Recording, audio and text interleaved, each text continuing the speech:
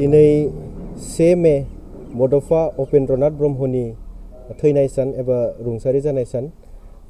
बे 32थि जा बड'फा उपेन्द्रनाथ ब्रह्मनि रुंसारि जानाय सानखौ जोङो उदालगुरि जिल्ला बनसु हिसाबै जोङो दिनै खुंनायनि मोनसे हाबाफारि लायो।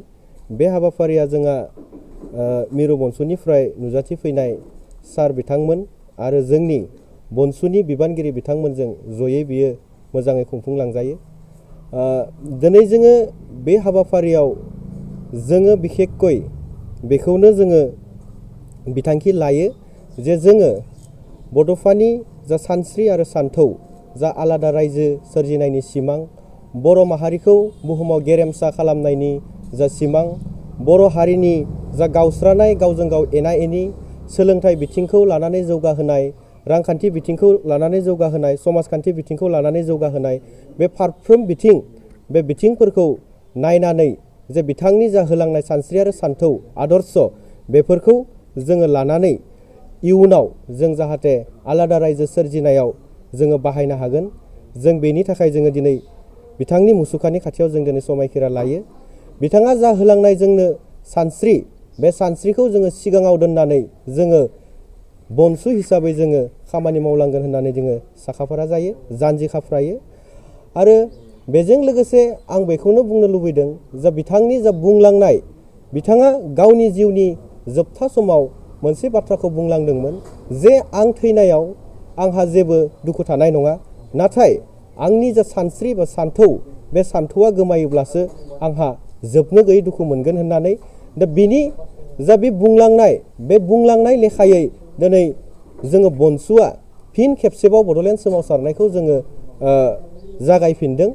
दिनै बिथांनि जा सानस्रि आरो सानथौ, बे सानस्रि आरो सानथौखौ लानानैनो बर'फोरनि गेजेराव जा मोनथाम गोरोबथा जाबोबाय, BSC, BTC आरो BTR, बे मोनथाम गोरोबथा जाबोनायनि उनावबो जोंनि बर'फोरनि जा सिमां, आलादा रायजो सोरजिनायनि सिमां, बे सिमांखौ जोङो जाफुङाखै।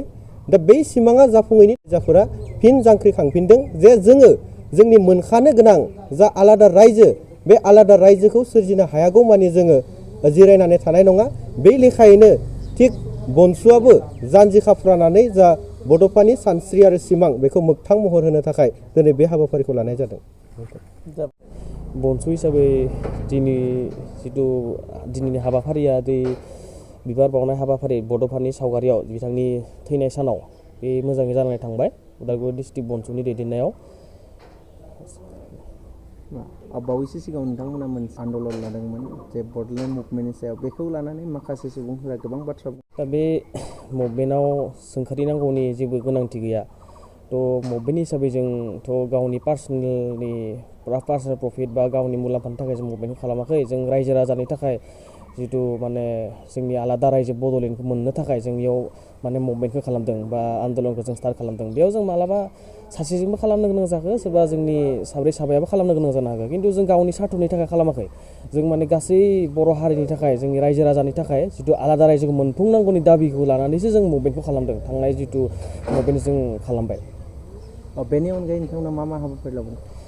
बेनि अनगायै फैबाय थानाय समफोराव जों जितु जोंनि बनसु हिसाबै जोंनि BTRआव मेनलि जों मोनबा डिस्ट्रिक्टखौ जों दाखांबाय BTR हिसाबै। थ' बेनि उनाव जों आनसलिक लेभेलाव जों थांनो सानदों। आनसलिक लेभेलाव जितु कमिटि थागोन, बे स्टेपखौ जों जोबोद खमनि गेजेरावनो नोंथांमोना नुनो मोनगोन।